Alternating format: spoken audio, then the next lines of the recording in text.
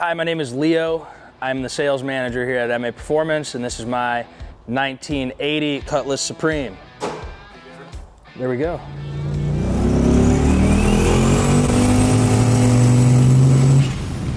That was a full throttle. You know, the mullet came first and the Cutlass followed. I believe it's a series of events. It's almost like a domino effect that occurs. You know, you first grow a mullet and then you begin to collect cars that are, you know, from 1990 and older. The sleeves come off the t-shirts, the Busch Light starts flowing, Creedence Clearwater Revival soundtrack starts playing. Sooner than you know it, you're living the dream. The guy who did a lot of my fab work for a lot of my other project cars, his name's Tony. He actually owned this car before me. The car has some history behind it for sure. He's owned it for about 11 years, and every time I'd go over to his place to bring him any sort of pipes to weld or turbo kits to build or rear ends to work on, he would have this car tucked away in the corner of his garage, and I always had my eye on it, and over time I ended up realizing that if I just bugged him enough, he'd probably sell it to me. And one perfect day I ended up bugging him, and I put up my other car for sale, which was a 1982 Ford Fairmont. Sold that and bought this. So as far as the car goes and what's done to it, it's really simple and straightforward. Starting from, I guess, the front to the back, the car has an 88mm turbo. It's got a 6-liter LS engine with head studs, a big old camshaft, 799 heads, big radiator, big intercooler, massive fuel system with 3 fuel pumps.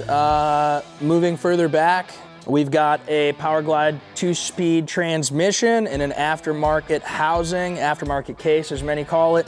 It's got a chrome ollie drive shaft and a Ford 8.8 rear end that is mocked up to work with all of the G-body mounting points. Makes a decent amount, over 1,000 wheel horsepower. It's a riot to drive. It's a blast. I didn't mention the torque converter, but whatever, dude. Doesn't matter.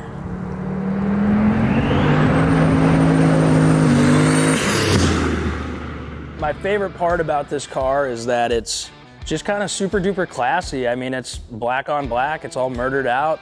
It's got a massive turbocharger, it's got an American power plant. Packs a little bit of a punch, you know, and I think that's a big, it's a big W. I think that's a big win. I don't necessarily know if I'm classy and I pack a bit of a punch, but I'd certainly like to think so when push comes to shove, right? You don't really, I mean, you kind of get desensitized to it after a while, but if I'm being completely honest with you, 1,000 horsepower on the street on a 275 60 15 is it's kind of terrifying for the most part.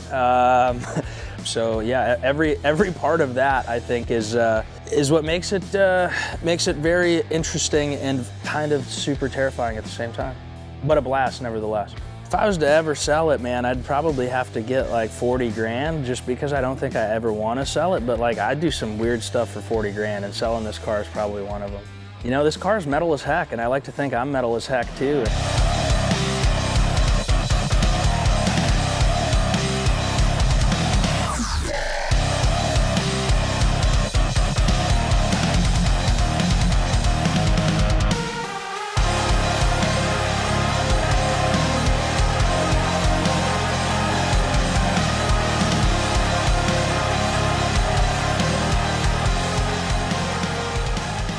Like I said, I am the sales manager here, so I am in charge of all of the people that you usually talk on the phone with when you call to order car parts from us here at MAPerformance. I basically show up every day and make sure that our customers are getting the best possible deals that they can.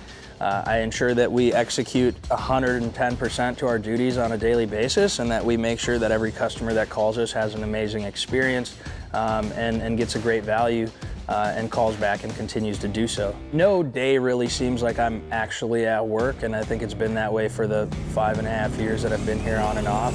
It's really easy to do what you enjoy and to do it well when you enjoy it, right? It beats any other job that I've ever had.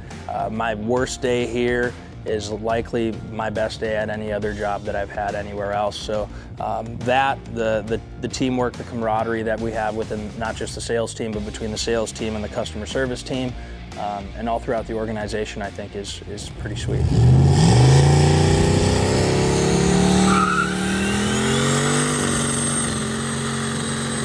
You know, as far as a closing statement for you guys, I think I've got a couple different ones. I think the impossible can become possible as long as you put your mind to it, as cliche as that sounds. As we were talking, I mean, I've had my eye on this car for probably the better portion of 6 years now.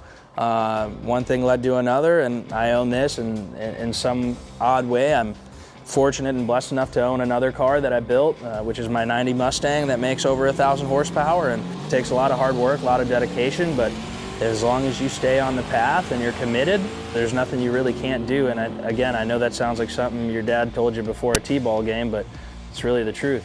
I want people to know that just because I bought this car pre-built, that doesn't mean that I haven't sweat and bled under many other pieces of old American metal.